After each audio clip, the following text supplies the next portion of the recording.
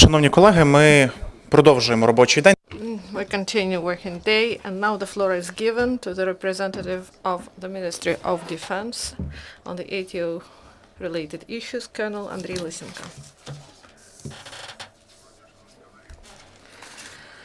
Good afternoon, dear colleagues. Now the information about the events that happened in the ATO area and also about the course of training of armed forces of Ukraine. In Lugansk area, the situation was not come exclusively in Popasnyansky region. The enemy launched 8 mortar mines near Novozvanovka and Nova Alexandrovka. Also, in the sites and near Katerinovka, the militants used also small arms.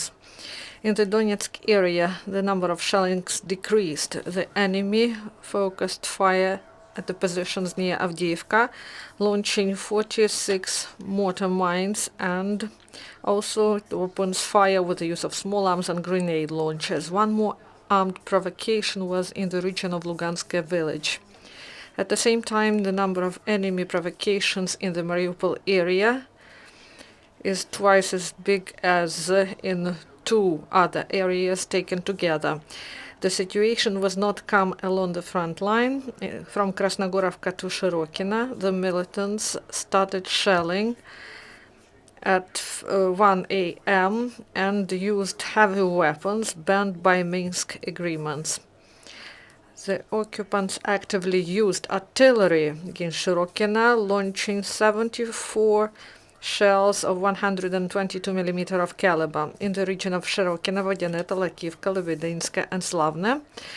Mortar fire was delivered by the enemy, and at this part of front line, the militants launched 167 mines using mortars of 82 and 120 mm of caliber. Also in Pavlopil, enemy sniper was active. During the last 24 hours, in the result of the military actions, fortunately no Ukrainian serviceman was killed, but 2 were wounded.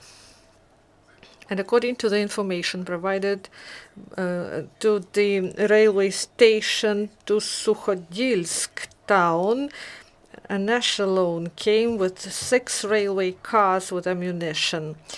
And because of massive drinking of LPR militants, the commander of the Second Army Corps ordered to stop paying of salaries to the militants, and now Moscow Commission works on that side. Police officers in Donetsk detained the proxy of headman of separatists of notorious Russian Spring in Slovyansk. The man joined militants in spring 2014. First, he guarded SBU building and city council building that were seized by the militants, and also he also was bodyguard of Panomaryov in Slovyansk. And when it was revealed that his boss stole humanitarian help, this man started to work for another criminal, Pavlenko. And in June 2014, Ukrainian army freed the city, and the man fled to Kramatorsk and then to occupy Donetsk. And he lived there, then he returned to the peaceful territory of Ukraine, where he was detained by our law enforcers. SBU found 3 caches of ammunition in the region of ATO. In these caches, they were in the forest near Stanitsa Luganska, Shastya and Svatova in Lugansk Oblast. There, law enforcers found 36 shells of 30 mm of caliber, 15 RGD-5 grenades and F1 grenade launcher shell, and anti-personnel mine MON-50.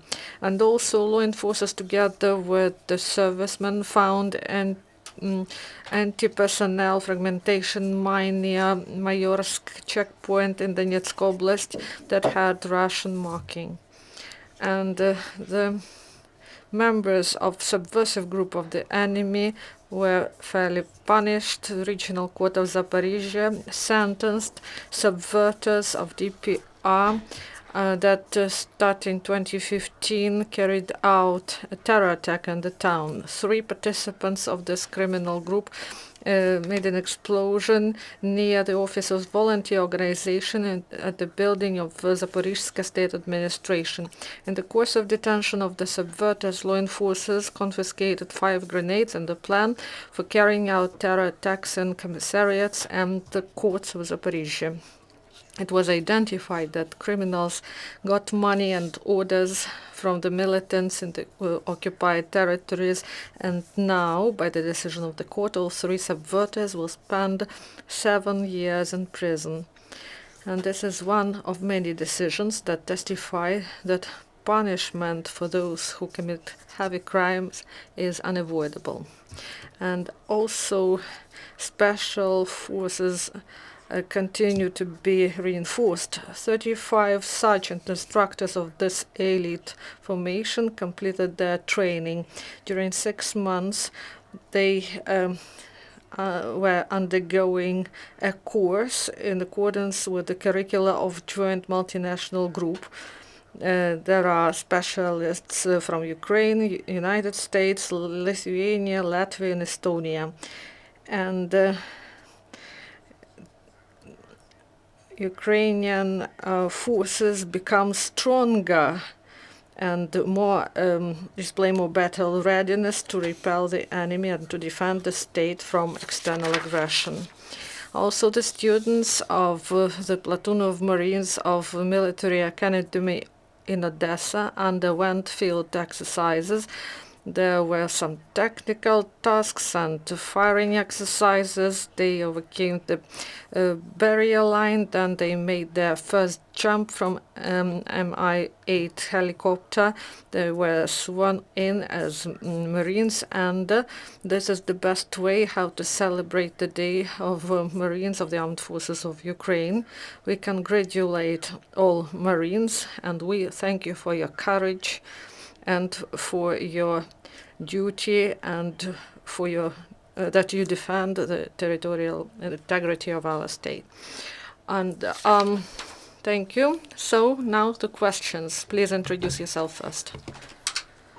Maxim Goluboy, Fifth Channel. Could you comment? The information as to detention in the Crimea of a Ukrainian. We are making analysis of information of special services of Russian Federation, and when we made this analysis, we made a conclusion that they are going along some novelty way. They announce about detention of so-called Ukrainian subversive activists, not just on Mondays, but on Wednesdays. So the Russian special services officers did not detain any one of Ukrainian servicemen. They again appoint someone to be such a subversive activist. And we would like to say that unfortunately on the territory of Crimea, there are our compatriots who were serving in Ukrainian army. They are military pensioners.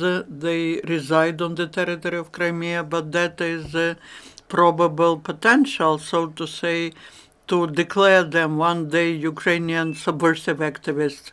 So again, Ukrainian servicemen are all on their positions, and they are serving in the army, and they are defending the territorial integrity of Ukraine. Once you have no more questions, thank you.